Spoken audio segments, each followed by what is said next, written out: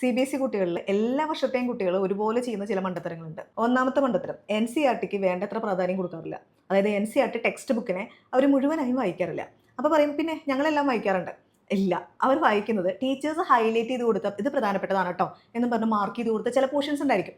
ആ പോർഷൻസ് മാത്രമായിരിക്കും അവർ വായിച്ചു പോകുന്നത്. ടെക്സ്റ്റ് ബുക്കിനെ മുഴുവനായും വായിക്കുക എന്ന് പറഞ്ഞാൽ ചിലപ്പോൾ അതിൽ യെല്ലോ ബാക്ക്ഗ്രൗണ്ടിൽ ഒരു ടോപ്പിൽ ചെറിയൊരു നോട്ട് കൊടുത്തിട്ടുണ്ടായിരിക്കും. ചിലപ്പോൾ ഒരു ബ്ലൂ ബാക്ക്ഗ്രൗണ്ടിൽ ചില ആക്ടിവിറ്റീസ് കൊടുത്തിട്ടുണ്ടായിരിക്കും. ഇതൊന്നും തന്നെ അവർ വായിച്ചിട്ടുണ്ടായിരിക്കില്ല. ഇതിനെക്കുറിച്ചൊരു ഐഡിയയും ഉണ്ടാവില്ല. കാരണം പലപ്പോഴും കുട്ടികൾക്ക് ഈ ബ്ലൂ ബാക്ക്ഗ്രൗണ്ടിൽ കൊടുത്ത ആക്ടിവിറ്റീസിനെ കുറിച്ചുള്ള ചോദ്യങ്ങൾ വരുമ്പോൾ അവരാകെ അയ്യോ ഇത് ഞങ്ങളുടെ ടെക്സ്റ്റ് ബുക്കിലില്ലല്ലോ, ഇത് ഞാൻ കണ്ടിട്ടില്ലല്ലോ എന്നൊക്കെ പറയുന്നത് ഞങ്ങൾ കേട്ടിട്ടുണ്ട്. ആ സമയത്ത് ഞാൻ പറയാറുണ്ട്, ടെക്സ്റ്റ് ബുക്കിലെ ഇത്രാമത്തെ പേജിൽ ഇന്ന ആക്ടിവിറ്റി നോക്കൂ, ആ ആക്ടിവിറ്റി ഇതാണ്. ആ ആക്ടിവിറ്റിയിലെ ഒരു കോമ്പോണൻറ്റ് മാത്രം മാറ്റിയിട്ടാണ് ഈ ചോദ്യം ചോദിച്ചിരിക്കുന്നത്.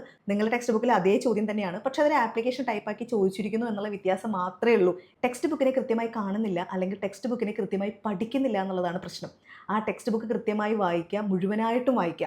നിങ്ങൾ ആദ്യം ഫൗണ്ടേഷൻ ക്രിയേറ്റ് ചെയ്യേണ്ടത് NCERT ടെക്സ്റ്റ് ബുക്കിൽ നിന്നാണ്, അതല്ലാതെ സ്റ്റഡി മെറ്റീരിയൽസ് നിന്നല്ല.